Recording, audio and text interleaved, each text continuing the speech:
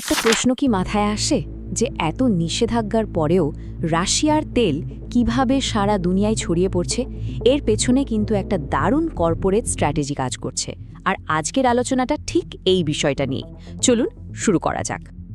তো মূল প্রশ্নটা হলো এটাই, একদিকে পশ্চিমা দেশগুলো রাশিয়ার তেলের ওপর নিষেধাজ্ঞা দিয়ে রেখেছে, আবার সেই তেলই কিন্তু অন্য রাস্তা দিয়ে অন্য রূপে তাদের কাছেই ফিরে আসছে। এটা হচ্ছেটা কিভাবে? চলুন এই রহস্যটাই আজ ভেদ করা যাক। পুরো ঘটনাটার ব্যাপ্তি বুঝতে হলে শুধু এই সংখ্যাটার দিকে তাকালেই হবে। 46,000%। স্পেনের মতো একটা ইউরোপীয় ইউনিয়নের দেশ ভারত থেকে তাদের ডিজেল আমদানি বাড়িয়েছে এই অবিশ্বাস্য পরিমাণে। এখন প্রশ্ন হলো, ভারত তাদের অপরিশোধিত তেলটা কিনছে কোথা থেকে? উত্তরটা হলো মূলত রাশিয়া থেকে। এই একটা তথ্যই কিন্তু পুরো গল্পের মোড় ঘুরিয়ে দেয়। আচ্ছা, তাহলে এই পুরো ব্যাপারটা কিভাবে সম্ভব হলো? এই কৌশলের গভীরে যাওয়ার আগে আমাদের সমস্যাটা ঠিক কি সেটা বুঝতে হবে। আর সমস্যাটা হলো এই নিষেধাজ্ঞাগুলো যা রিলায়েন্সের মতো কোম্পানিকে মোকাবেলা করতে হচ্ছিল। খুব সহজ করে বললে, নিষেধাজ্ঞা হলো এক ধরনের আর্থিক অস্ত্র। এর আসল উদ্দেশ্য হলো কোনো দেশের অর্থনীতিতে চাপ সৃষ্টি করা, যাতে তারা তাদের পলিসি বা নীতি বদলাতে বাধ্য হয়। এই টাইমলাইনটা দেখলে বোঝা যায় যে চাপটা কিন্তু ধীরে ধীরে বাড়ানো হচ্ছিল। দেখুন, 22 অক্টোবর আমেরিকা রাশিয়ার বড় বড় দুটো তেল কোম্পানির ওপর নিষেধাজ্ঞা দিল। তারপর 21 নভেম্বরের মধ্যে সব লেনদেন বন্ধ করার ডেডলাইন দিল। একটা বিশেষ ছাড়ে শেষ কার্গোটা ভারতে এসে পৌঁছার 17 ডিসেম্বর। কিন্তু এটা পরিষ্কার ছিল যে সামনে ইউরোপীয় ইউনিয়ন আরও বড় কোনো পদক্ষেপ নিতে যাচ্ছে। প্রশ্ন হলো, এত সব জেনেও ভারত কেন এই ঝুঁকিটা নিল? উত্তরটা বেশিরভাগ সময়ে যা হয়, একটা বিশাল অর্থনৈতিক সুযোগের মধ্যে লুকিয়ে আছে। এই চার্টটা দেখলেই কিন্তু পুরো ব্যাপারটা জলের মতো পরিষ্কার হয়ে যায়। একদিকে বিশ্ববাজারে অপরিশোধিত তেলের দাম ব্যারেল প্রতি প্রায় $58, আর অন্যদিকে রাশিয়া সেই একই তেল বিক্রি করছে মাত্র $35 থেকে $40। মানে বিশাল একটা ডিসকাউন্ট। ভারতের মতো দেশের জন্য এই সুযোগটা ছেড়ে দেওয়া প্রায় অসম্ভব ছিল। আর এই সুযোগটা ভারত কাজেও লাগিয়েছে। একটা সময় নভেম্বরে ভারত রাশিয়া থেকে প্রতিদিন 1.9 মিলিয়ন ব্যারেল পর্যন্ত তেল আমদানি করেছে।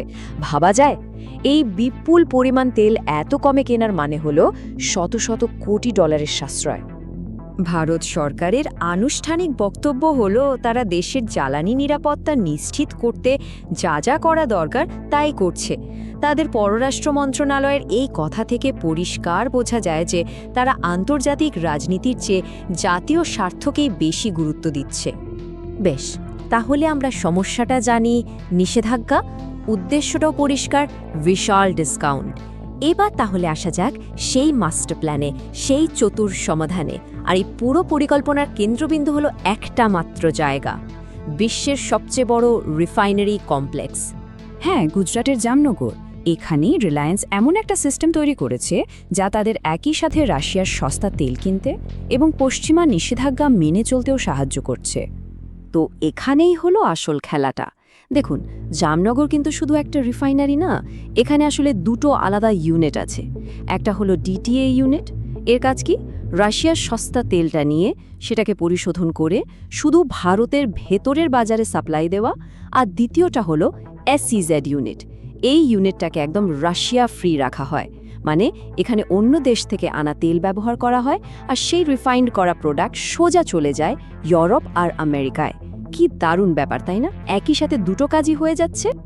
এই পুরো কৌশলটা, যাকে বলা হচ্ছে জামনগর গ্যাম্বিট, তাকে আমরা 4টা সহজ ধাপে বুঝতে পারি।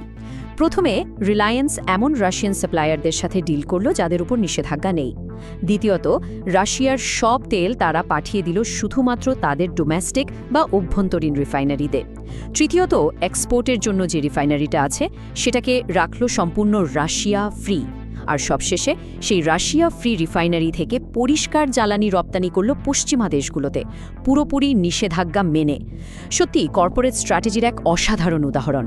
চলুন এবার একটু বড় ছবিটা দেখি। এই কৌশলটার প্রভাব কিন্তু শুধু একটা কোম্পানির লাভের মধ্যে সীমাবদ্ধ নেই, এটা বিশ্ব বাণিজ্য এবং রাজনীতির মানচিত্রটাই নতুন করে এঁকে দিচ্ছে। তাহলে এই কৌশলের বড় প্রভাবগুলো কি কি?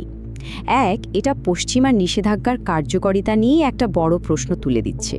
2, এটা ভারতকে তাদের নিজেদের মানুষের জন্য সস্তা জ্বালানি যোগান দিতে সাহায্য করছে। আর 3, ভারত বিশ্ব জ্বালানি বাজারে একটা বড় খেলোয়াড় হিসেবে উঠে আসছে, বিশেষ করে ইউরোপের জন্য পরিশোধিত জ্বালানির এক প্রধান সরবরাহকারী হিসাবে। জটিল ভূরাজনীতির মধ্যে কোম্পানিগুলো কিভাবে নিজেদের পথ তৈরি করে নিতে পারে, এটা তার একটা জ্বলজ্বন্ত উদাহরণ। আর এই পুরো ঘটনাটা আমাদের একটা খুব গুরুত্বপূর্ণ প্রশ্নের সামনে এনে দাঁড় করায়। আজকের এই দুনিয়ায় যেখানে ভারত বা চীনের মতো অনেকগুলো বড় অর্থনৈতিক শক্তি আছে, সেখানে একতরফা নিষেধাজ্ঞা কি আদৌ কাজ করতে পারে? বিশেষ করে যখন দেশগুলো নিজেদের জ্বালানি আর অর্থনৈতিক নিরাপত্তাকেই সবচেয়ে বেশি গুরুত্ব দেয়। এই প্রশ্নটার উত্তরের ওপরই হয়তো বিশ্ব অর্থনীতি আর রাজনীতির ভবিষ্যৎ নির্ভর করছে।